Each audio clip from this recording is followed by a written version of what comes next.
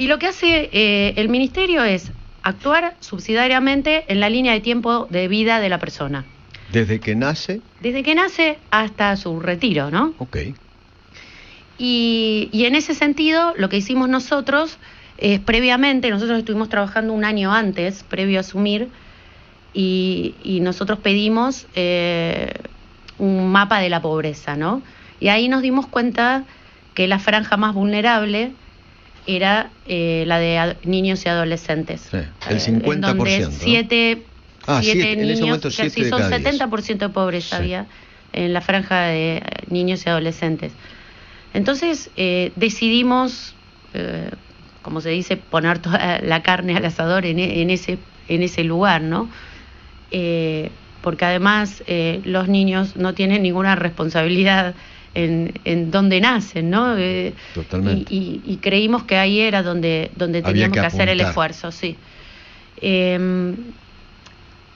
La verdad es que cuando nosotros en el primer semestre del 2024 la pobreza era del 54% aproximadamente, y bueno, y un buen resumen, porque creo que los datos son muy importantes y era algo de lo que se carecía en la administración en Argentina.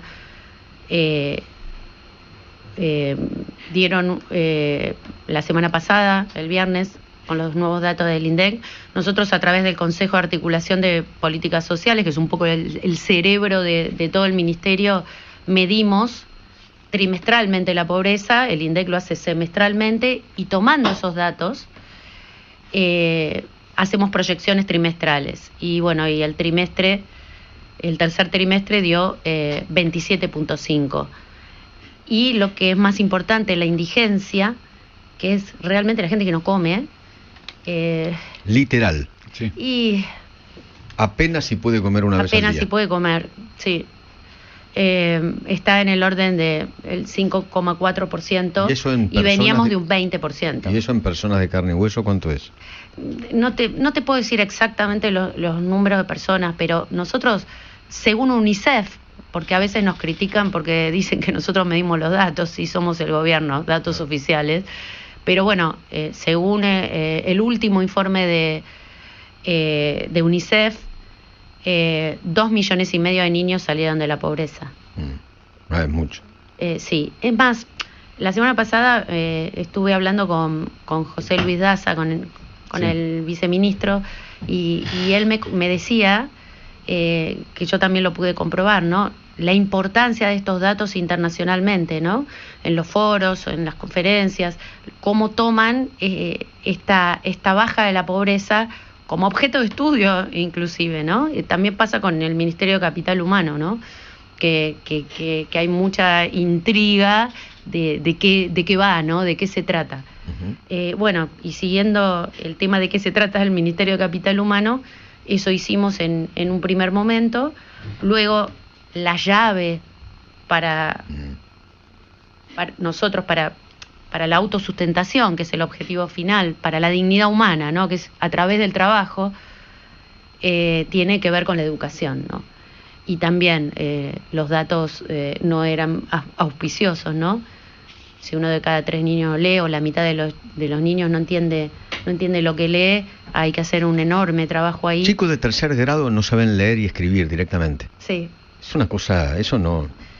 Hablemos de los gerentes de la pobreza, porque, a ver, muchos dicen que usted es la verdadera autora del fin de los piquetes. Bueno, fue un trabajo en equipo, ¿no? Yo creo que si no se trabaja en equipo no se puede tener buenos resultados. Y creo que en ese sentido, al igual, justo estaba pensando en esto, al igual que en el Ministerio de Capital Humano, ese trabajo interdisciplinario entre estas áreas sensibles, también el trabajo interdisciplinario entre los distintos ministerios, y yo creo que eso se ha favorecido muchísimo por la reducción de los ministerios, porque la verdad es que es mucho más fácil llamar a un ministro y decir, mira, necesito esto, trabajar en conjunto, es muy simple. Digo, esta profusión de ministerios, secretarías, subsecretarías y planes, lo que hace es embarrar la cancha para que no haya transparencia. Uh-huh. Entonces, el trabajo que hicimos con el tema de los piquetes fue un trabajo que obviamente fue en conjunto con la ministra Bullrich.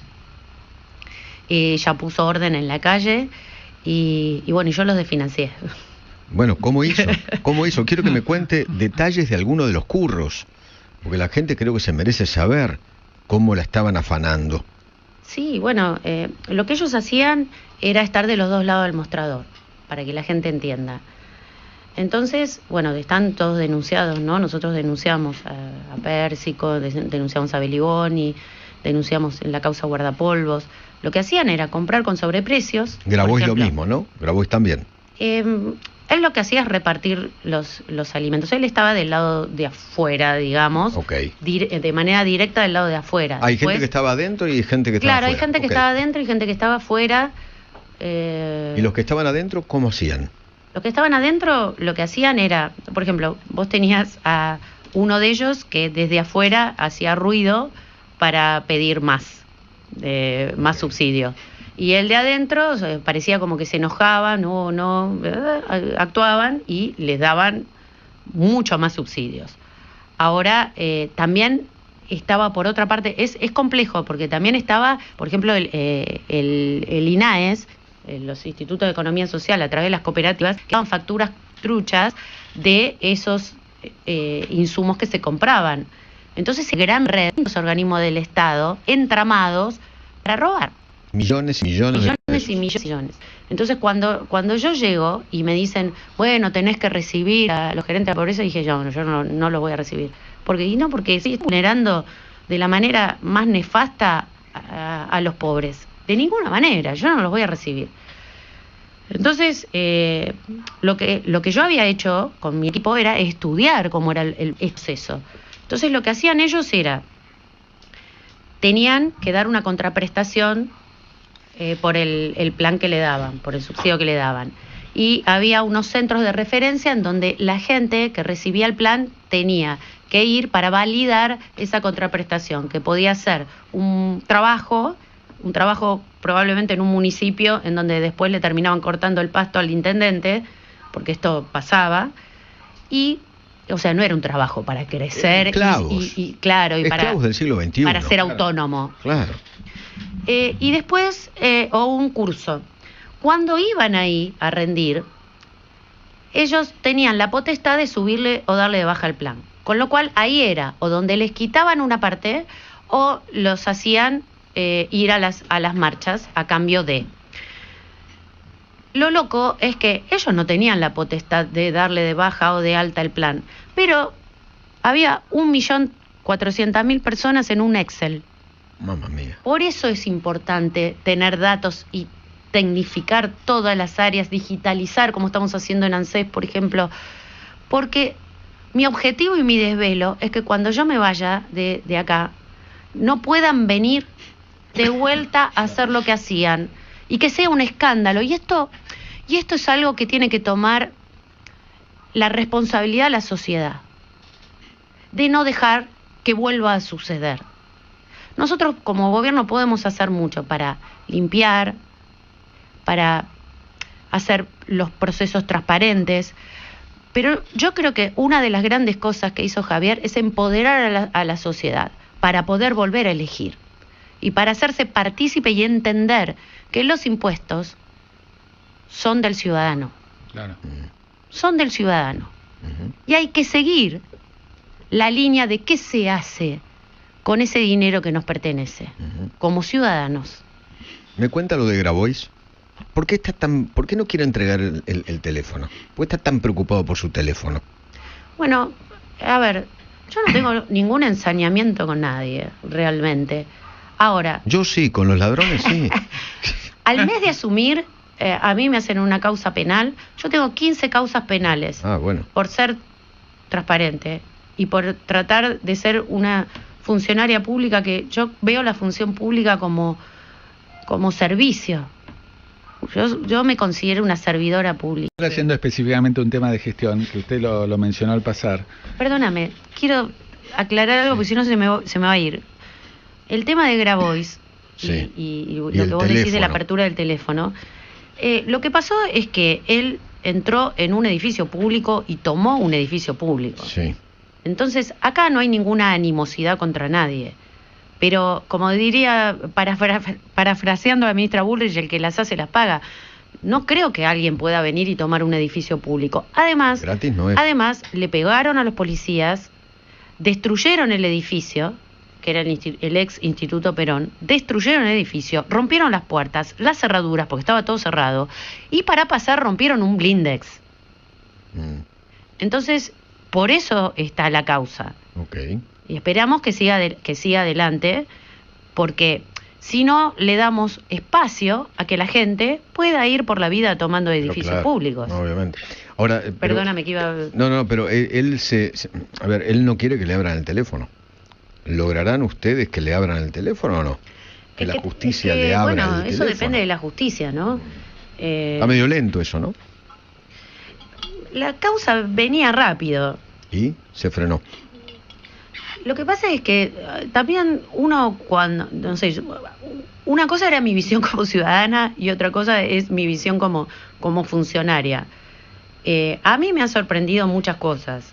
Por ejemplo, que vengan y me digan, uy, te tocó este juez o te tocó este fiscal K. Y yo digo, ¿qué? ¿Hay fiscales K y jueces K o macristas o lo que sea? Me impresionó mucho como ciudadana.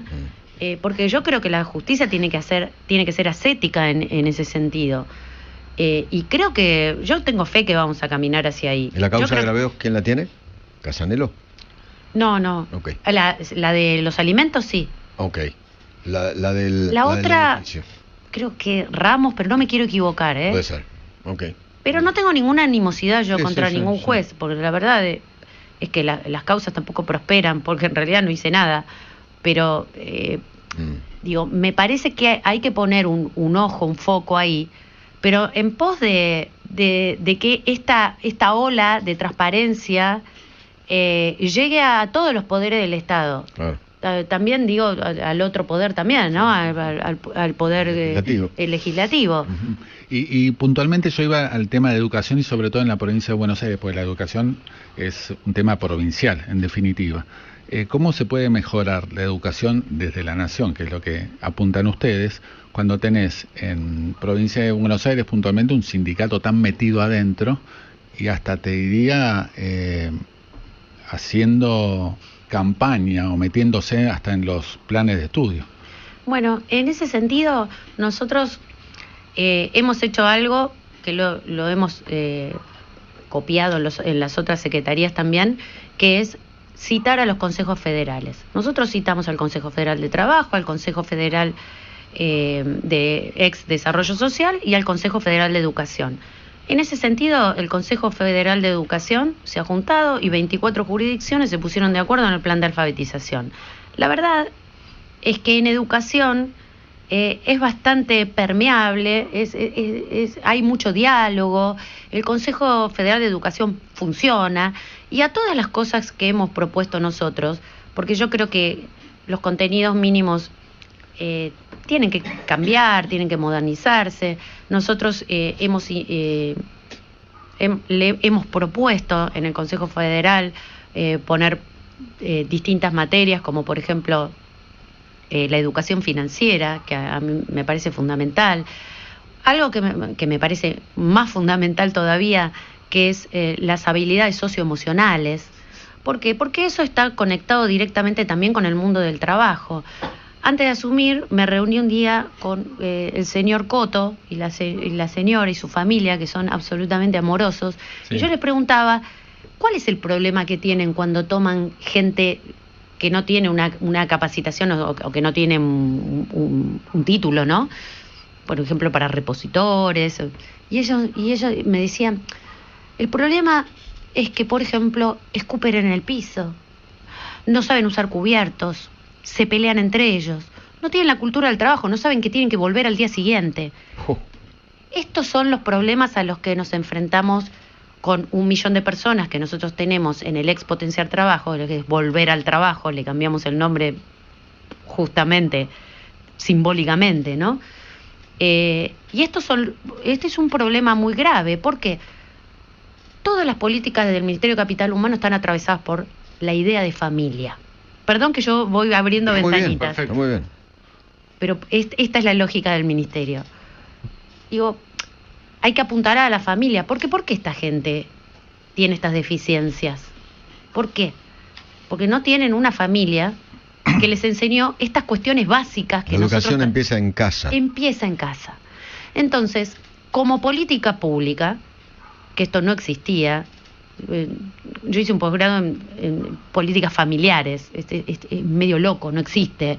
¿Por qué? Porque la política apunta a la familia, no es que apunta al niño, al anciano, a la familia. ¿Por qué? Porque sosteniendo a la familia, aportando a la familia, nosotros potenciamos la idea de que los niños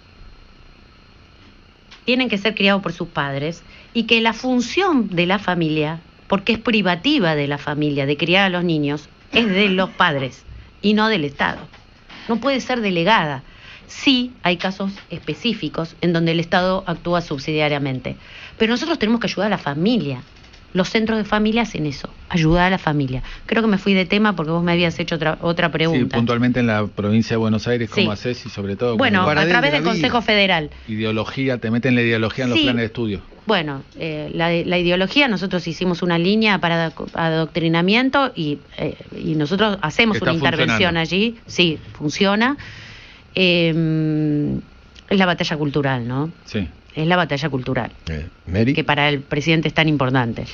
O sea, la planificación educativa de un país tiene que tener el foco en cuáles son las necesidades de ese país, porque si no tenemos millones de psicólogos y médicos por ahí que no se necesitan y esa gente después no puede trabajar o tiene que trabajar en algo que vocacionalmente detesta.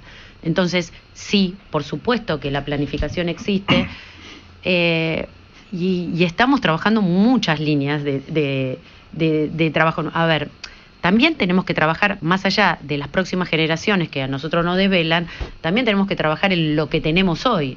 Por eso el proyecto, uno de los proyectos importantes para el 2026 es algo que estamos haciendo, que es la Escuela de Oficios, ¿no? Es el Centro de Formación en Oficios. Nosotros tomamos un predio, que era el predio Garrigós, que estaba inutilizado, un predio de 6 hectáreas, con 2 edificios maravillosos que parecen Harvard. Faltan gasistas, plomeros, Exactamente. herreros, oficios. No hay gente Oficios. formada en eso. Como existía antes. Bueno, este es el proyecto, es un proyecto público-privado. Nosotros hemos puesto en valor el edificio. Me ha ayudado la Bolsa de Comercio, Adelmo Gavi me dio yo no quiero dinero, entonces todos los elementos que nosotros necesitamos para poner en valor el edificio, la pintura, lijas, nos lo ha donado la Bolsa de Comercio, y con nuestro equipo de servicios generales empezamos a poner en valor el edificio que está quedando fenomenal, y la idea es que las empresas apadrinen esos lugares, y ya hemos conseguido, por ejemplo, Sinteplas nos ha venido y ha tomado ya las aulas para hacer cursos de pintura con distintas etapas, ¿no? Que van aprendiendo distintas técnicas de pintura, y tiene una salida laboral inmediata. Este señor, Claudio, que es el dueño de Sinteplas, nos ha dado todo, los materiales, las capacitaciones y los capacitadores, porque incluso lo que vamos a hacer es capacitar gente que haga los cursos también. Bueno, hemos hecho convenio con Arcos Dorados, hemos hecho convenio con Mercado Libre y seguimos haciendo convenios para esto, ¿no? Creo que vamos a hacer un convenio con Edenor. Lo importante es lo que usted dice, la salida laboral que inmediata tiene la gente, ¿no? Para eso son las escuelas de artes y oficios. Exactamente. También queremos potenciar la escuela técnica, ¿no? Estoy hablando con Ludovico Grillo, que es el que maneja el INET, y vamos a planificar en ese sentido también.